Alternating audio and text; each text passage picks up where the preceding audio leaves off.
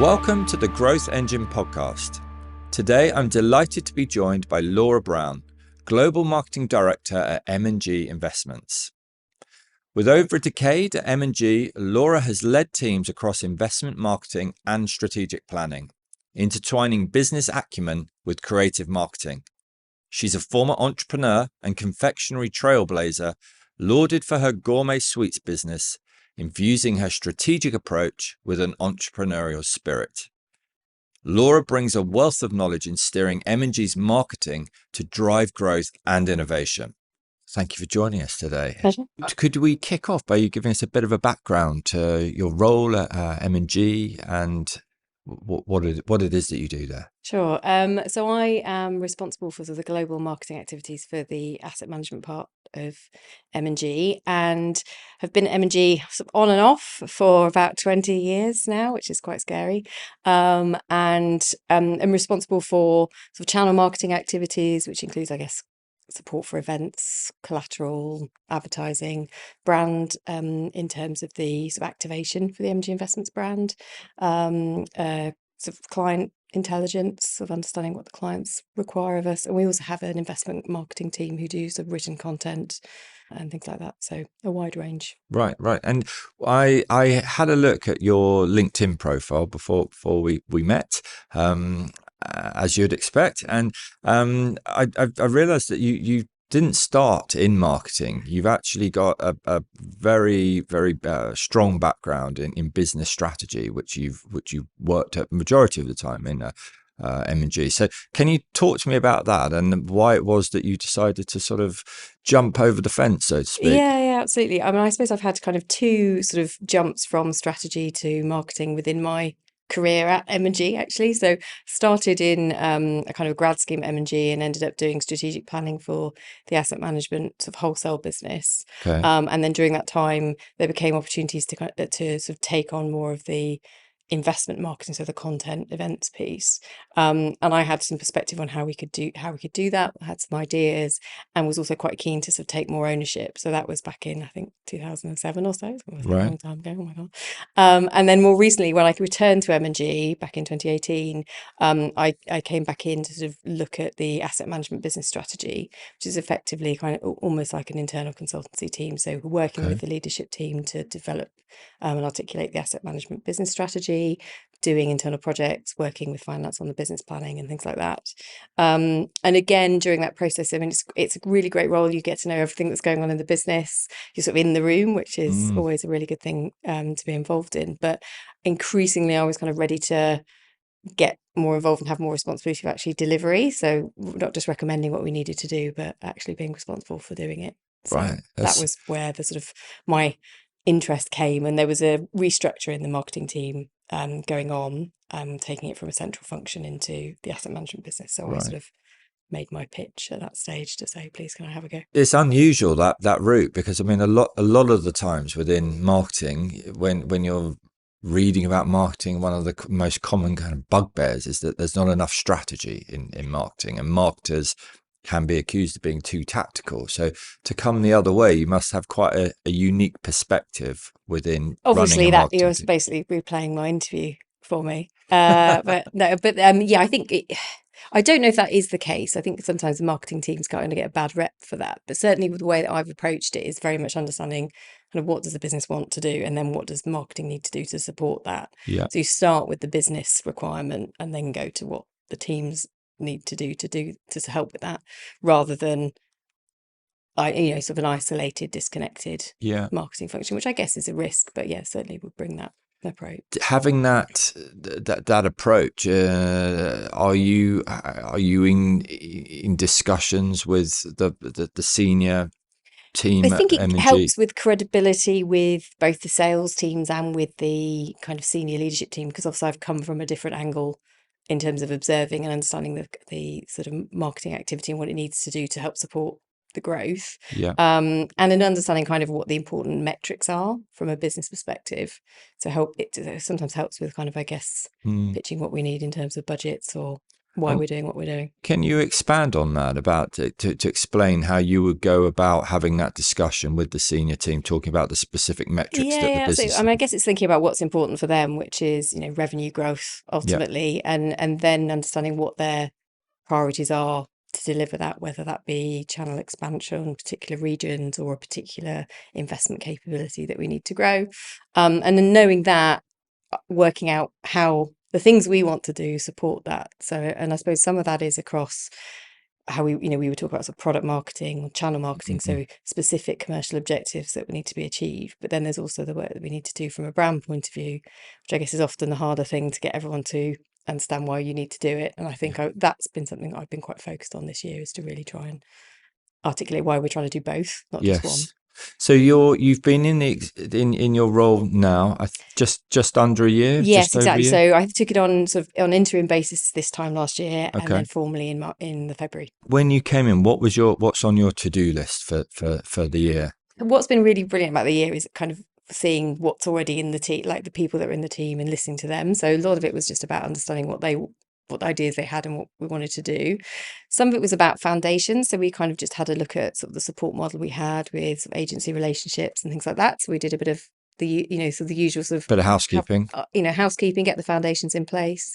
There's been a bit of looking at sort of digital and kind of Mm, where we are from that perspective, which is we've got lots of the tools but not necessarily using to the full extent, which I think is probably quite a common um, yeah. feature in the marketing space in asset management. Yeah, we So see a that's sort lot of of hear about a lot of that more it's in the kind of I guess the Martech yes. space. Yeah, is that what you're Yeah, referring to? exactly. Yeah, So we're lucky we've got lots of the different tools, but we've definitely got opportunities to make more of them, yeah. which is a good place to be. We're not having to make the case to go and buy them, No, but we can definitely make more of them. yeah.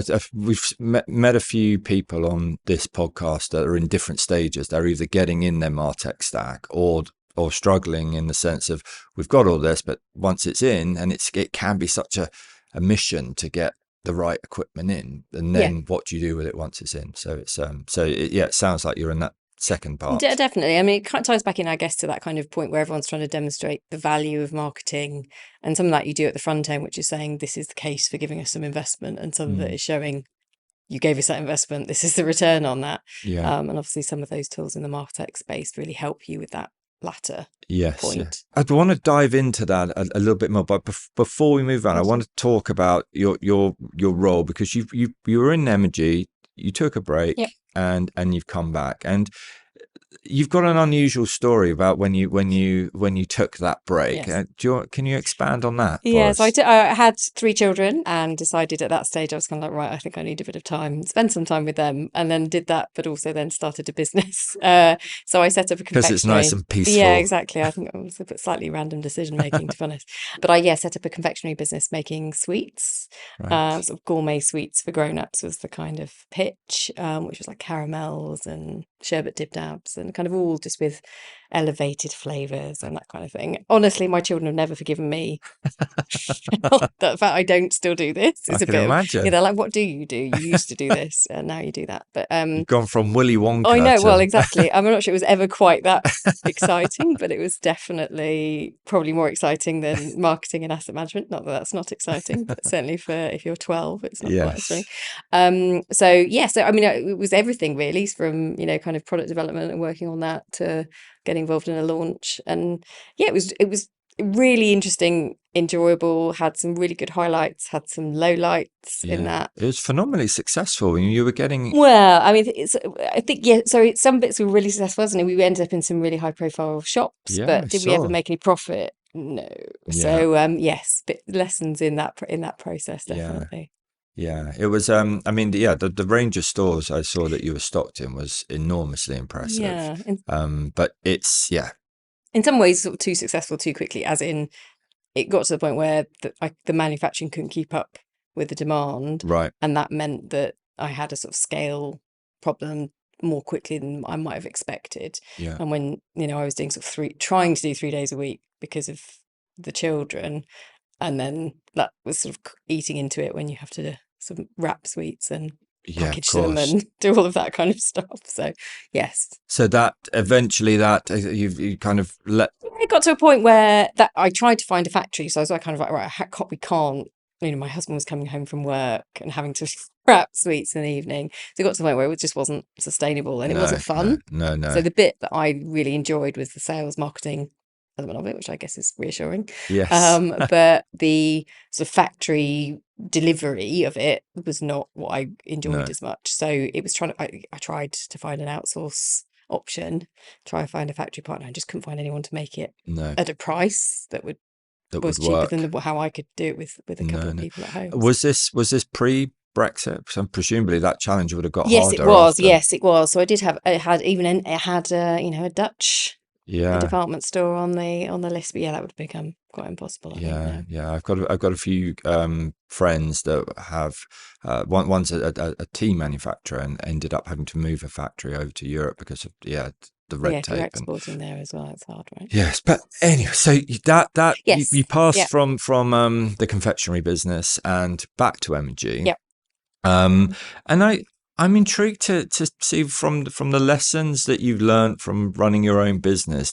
Were you able to bring any of that wisdom into your I mean, new role? I think the first thing it did was it was a sort of an attitude change, kind of coming out from the corporate world and kind of Yeah. being quite, I really enjoyed my job. I, kind of attached yourself to kind of what you're doing. I think that disconnect happened during Yes. that time where I was out from the work and also having to close a business and kind of accept that that's not failure of you as a person. Yeah. So that I think that has honestly been quite healthy in my Yes. return to the corporate world, as in it just gives me some distance in kind of understanding what really makes a difference and what Yes. doesn't. And then in terms of the marketing side, I think it just I had to do everything. So I was my social media manager, I was my packaging designer, Right. I was, yeah, all of it. So really, really fun, really interesting, but getting quite hands-on and Steep seeing what learning curve, I steep learning imagine. curve, Yeah. definitely.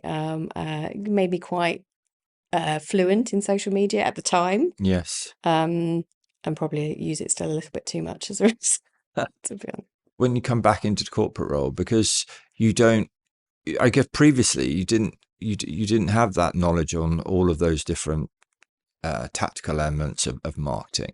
So when you came in, was that part of your interest in moving from strategy into I marketing? think I'd Because always had lots of ideas from a marketing point of view, and that one of the challenges of marketing is everyone's got an opinion on it, yeah, right? So I suppose that isn't unique, but had some ideas that things I thought would be good from a marketing point of view, and yeah, I think it did. It has occasional influence. I think just in terms of some of the things I consider.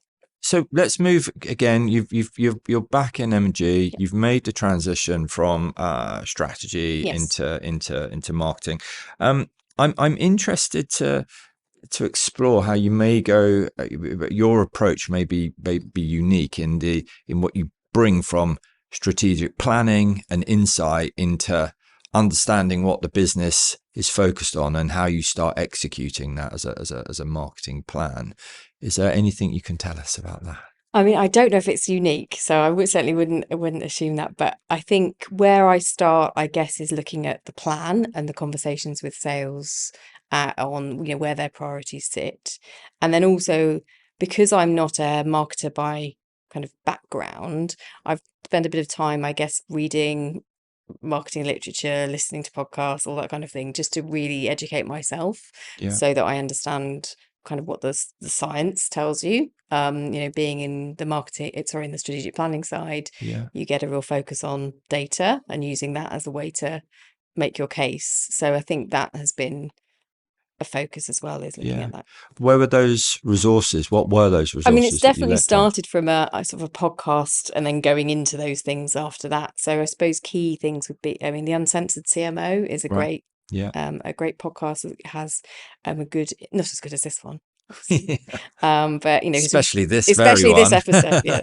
But really, has really good insight into sort of the long and the short of it. So feel Yeah. and other sort of Ehrenberg Bass and then the CMO scorecard that LinkedIn have recently produced. So Yeah. the B2B Institute at LinkedIn, I think, is really helpful. Yeah. So it's just elements like that. I mean, Mark Ritson can't go unmentioned, I suppose, in these things as well. So lots of lots of interesting and almost distilled information that's probably available much more easily now than it may have been a few years ago too, which is great. Yeah. Often you can obviously overread these things and obsess with all of those, Yeah. but it's just taking elements of that and saying, well, how does that help us? Interesting. So you talked a little bit about I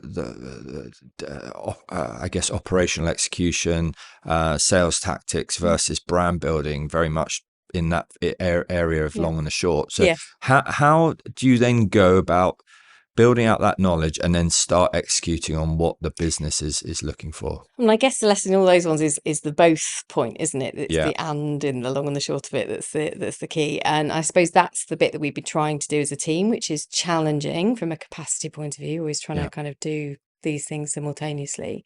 But so we've really tried to look at it on those two elements. We try and work with sales. That's where the channel marketing teams come into their own. They've got those relationships with the local sales teams, understand their priorities, and try and execute as part of that sales team. Yeah. And then you've got kind of brand side where we're really looking at, well, what do we want to be known for? How do we best activate and deliver that? Do we have any money to do so? Yeah. Those kind of big questions, really. The relationship between sales and marketing, has that always been strong at M&G? Is it?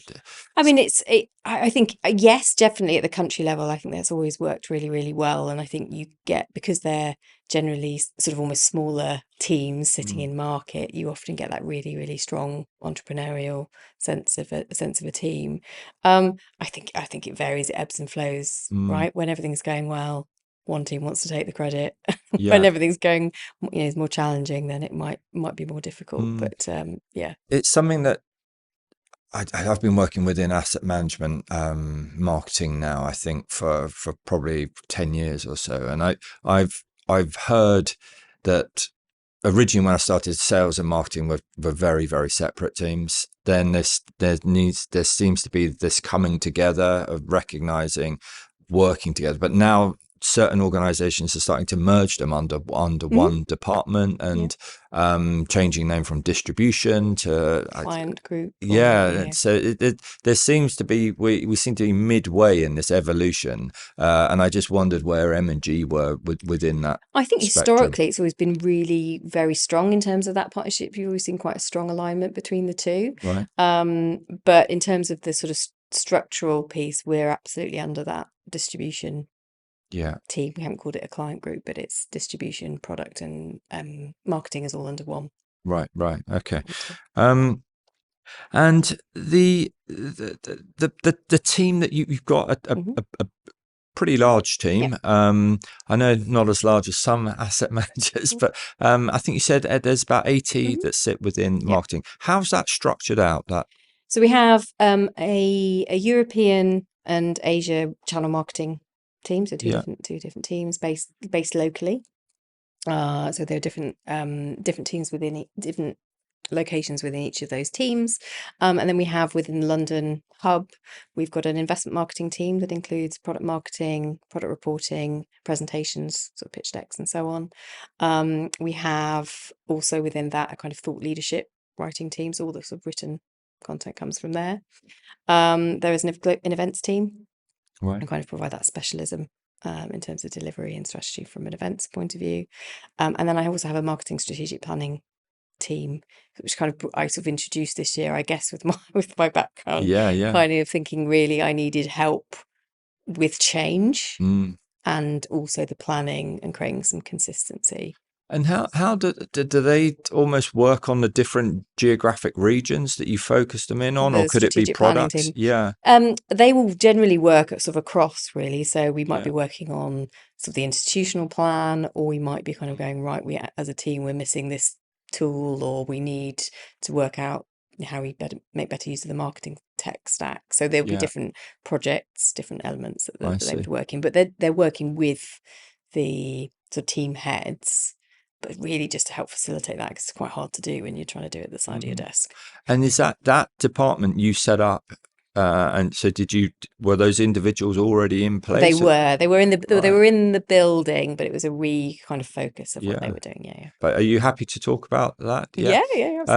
So how many people are in that? Just two. Okay. Yeah. And what are they, marketers by trade? Are they Yes, more? they're marketers by trade. Okay, Yeah, absolutely. okay, yeah. That's interesting. I haven't heard of that in a unit, which is surprising, really. So Well, I mean, it's all is as much as also kind of helping me.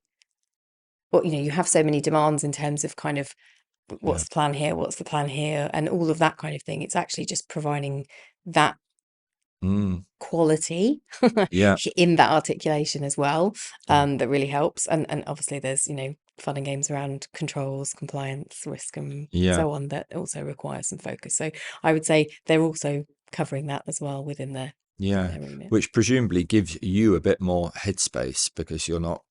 Otherwise, you'd be delivering all of Yeah, that. yeah, absolutely. It's really, hugely beneficial from that point of view. It means I can go and be incredibly annoying about having But like that's about ideas and having observations, conversations. in terms of the team and go, what about this? But yeah, Yeah, it does give a bit of that space, which is a good and bad thing, I think, depending on yes. who you're. When you've come in, you're setting up this department. You're pretty much a year in place now. How do you start measuring the impact of your team, and how do you show that you're contributing to sales? So I guess it's across the two kind of areas. So from a brand point of view, we've got brand sort of KPIs that we're looking Hmm. to hit, which we use sort of external brand research to help us with. So Broadridge and NMG are kind of two Yeah. surveys that we use, and then that would be the primary KPI that we would use to measure how we're doing. Hmm. Using things like the Fund Buyer 50 as our kind of end of year Okay. objective. And then from a sort of commercial perspective, it depends on the campaign. I suppose it depends on what we're trying to do. So it might be market share within a particular Mm-mm. asset class. Are we helping to grow that? It might be brand awareness metrics within that asset class or product.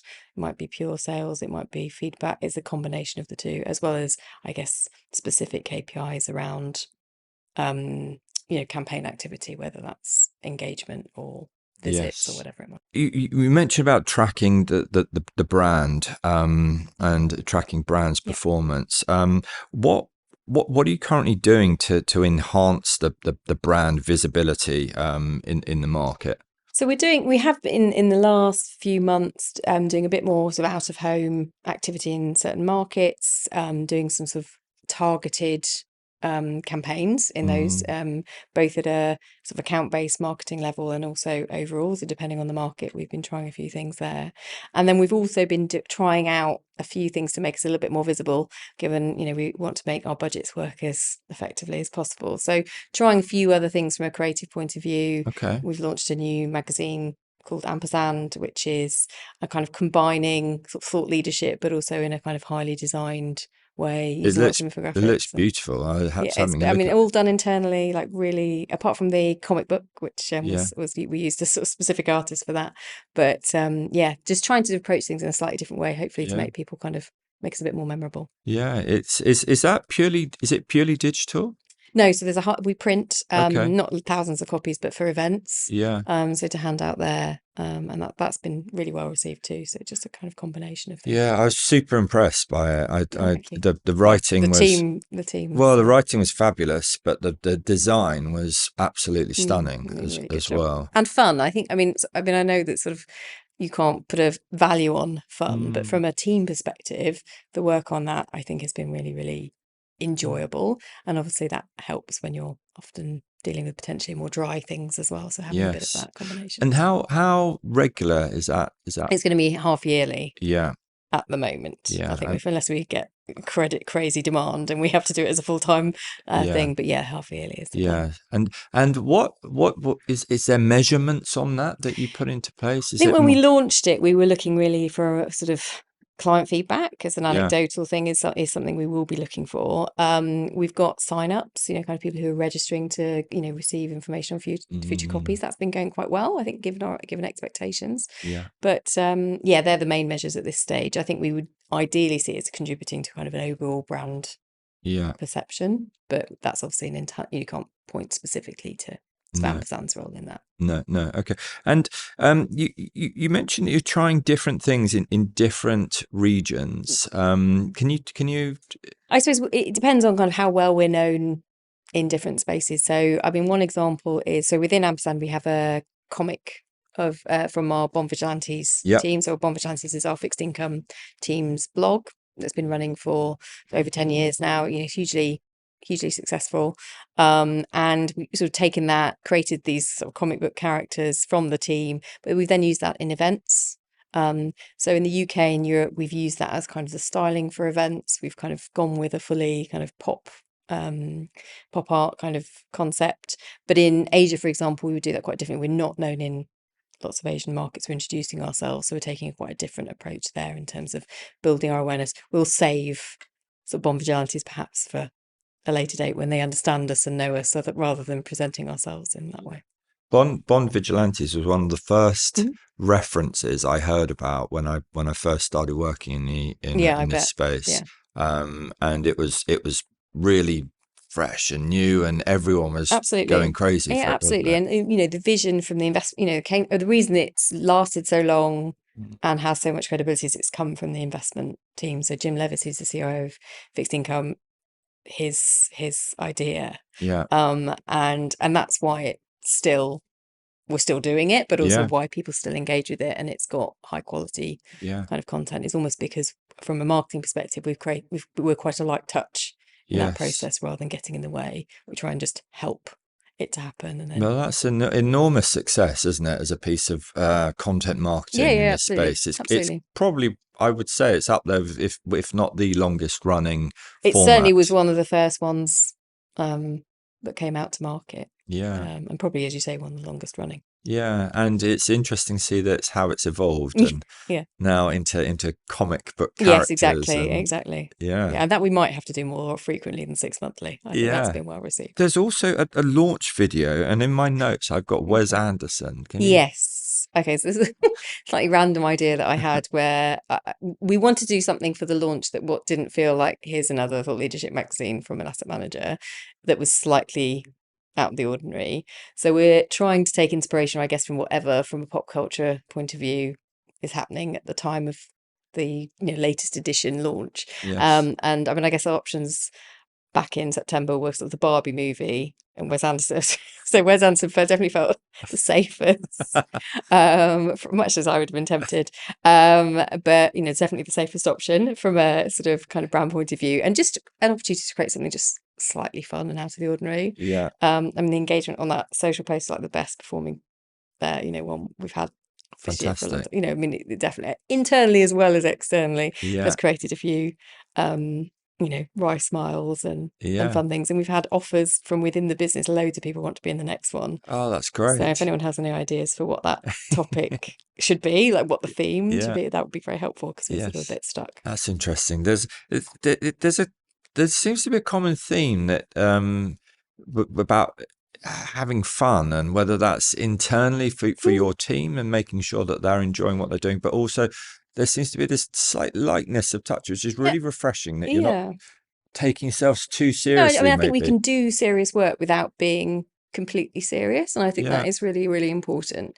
And I think it creates differentiation, to be honest, in what is a heavily saturated market from a marketing communications point of view for asset management. And the tendency is, because the topic is serious, is to deliver it in a very dry way. And I think there are opportunities to do that. That doesn't mean we're doing it across everything. No. You've got to pick your moments. Of course. But absolutely, I really believe that is a way to differentiate yourself, and, to be honest, have more effect in terms of the impact. There's an infographic that's published, I think, there's a data visualization chap that's really big on LinkedIn called James Eagle. Is it Eagle? Well, Eagle's his company. And I think he was saying that the investment products are approaching 1 million products globally. That wouldn't surprise me. And the need for differentiation in such a crowded space. There's a stat sort of from Market Watch PLC, which is the sort of the number of asset management marketing communications that go to IFAs in the UK.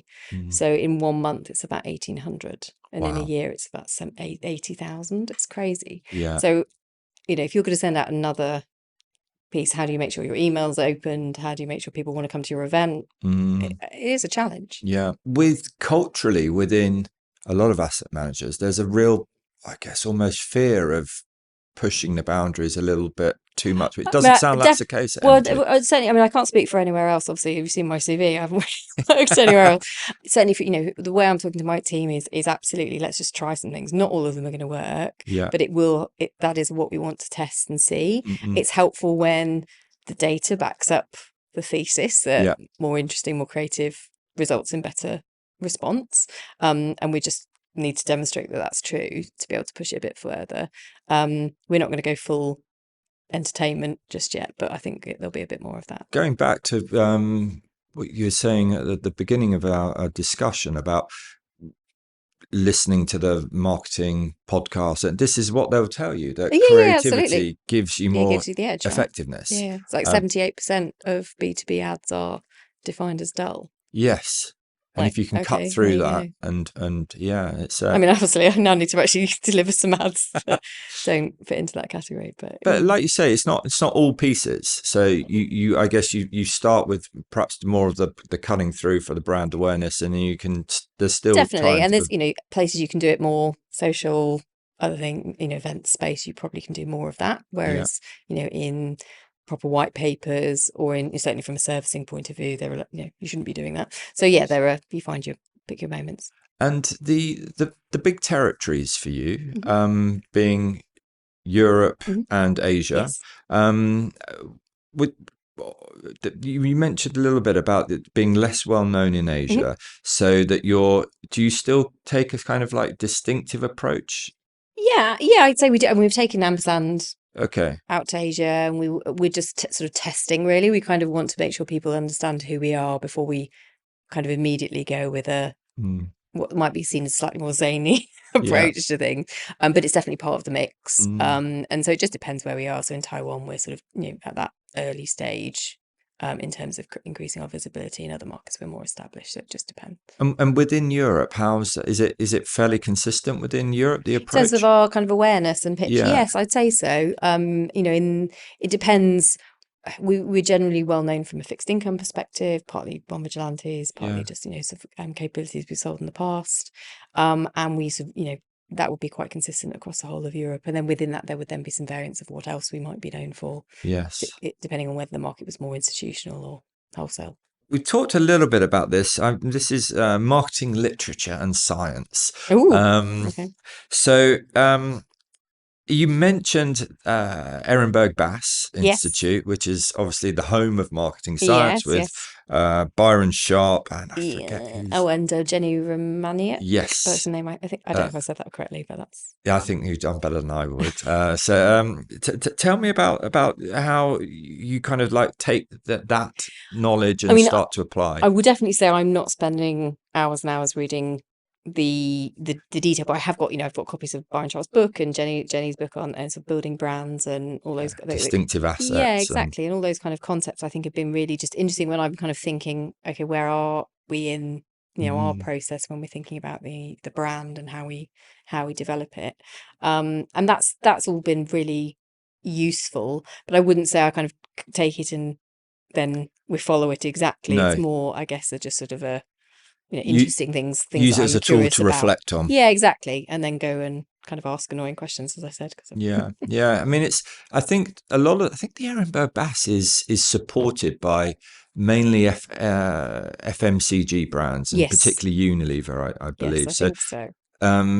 again, when I look at those kind of that kind of literature, it does require that process of translation, doesn't it? No, definitely, you can't kind of take it completely. And I think when you so the B2B Institute on LinkedIn has probably taken Yeah, some of those theories and definitely has much more relevance. yeah, Again, it's not purely financial services, but there's a mm, lot within that. Certainly, a lot of the advertisers on LinkedIn from a B2B point of view are yeah, financial services, so they have got a lot of data on sort of yes. how we're doing. So it's all of those bits. Yeah, and what you sound well read around a B2B institute. Are there any The pieces that CMO scorecard, which is quite a relatively recent, but certainly within the last 6 months, okay, is a really useful way of thinking about kind of how you should be assessing success in terms of sort of brand awareness, okay, in terms of what are the different components that you should be thinking about when you're thinking about media spend, creativity, Right. what's the most important thing that can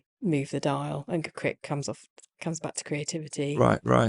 So I haven't seen that. So Yeah, that's it's really a good tip for me Yeah. to go and have a No, look definitely.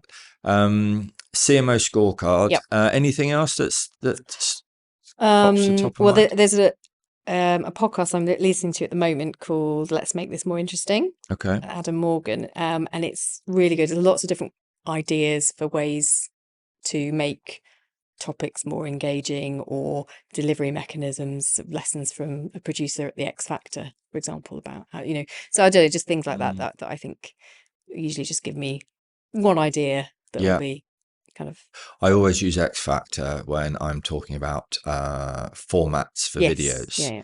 So I always say that no matter where you are you can turn on X Factor or at any point in the show, and you kind of broadly know where you are. And that to me is the beauty of formats, and repeatable formats. So when you can start Absolutely. creating video content. So yeah, that's my go-to there. Excellent. Well, this is really interesting because it's all about kind of how do you make everyone, thousands of people that they see, but how can you make everyone's story kind of interesting when actually lots of people's stories are the same?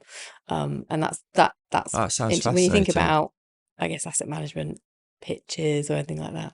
Yeah. So yeah, lots of Yeah. ideas. Looking ahead, let's call it a year in. What does what's the vision over for M&G and your role over the next 12 months? Yeah, absolutely. I mean, I think for us, I mean, that brand success is really important, but also being seen to kind of really be pivotal in that commercial process, or that growth process for the sales teams, is really, really important. So I think that internal recognition for that support, as well as the kind of external metrics to back that up, is key. Yes. From a team point of view, I kind of been saying to them, we kind of just want people to kind of go, oh, you work at M&G, that must be good. You must be doing, because you're doing building that people almost pride element. I think so. I think that's really important. And there are definitely, hopefully, things we're starting to do, but at least internally we're thinking, oh, okay, right, good, we're like, that's fun. And like I said to you, I kind of came back having a bit of distance from it, so I kind of want to make sure that we feel like we're making a difference in terms of what we're doing. I don't mean that in terms of it's a big purpose thing, but I think in terms of the activity that we're doing, we're making a real difference to what the business is doing. Yeah, and I guess that's partly linked into what you're saying about the team really enjoying working on the Ampersand project, taking pride in that element, but also elevating the brand itself. Yeah, exactly. Serving, having commercial benefit, but also hopefully being something that good for the soul slightly as well. Yeah, I think there's a bit of that. Yeah. The elements you talked about around the MarTech and what's the sort of plans there over the next? Yeah, I mean, really, we've got some work to do on our website, kind of from a foundational point of view, to sort of address some of the kind of challenges from a structure and design point of view. I'm sure, my peers probably say something similar from that side. It's a bit of a monster in terms of the scale of it, so we need to kind of really think about how that works, and then looking at things like lead capture, nurturing, how we really make more use of that, not focusing too yet in the next year on the nth degree of marketing attribution.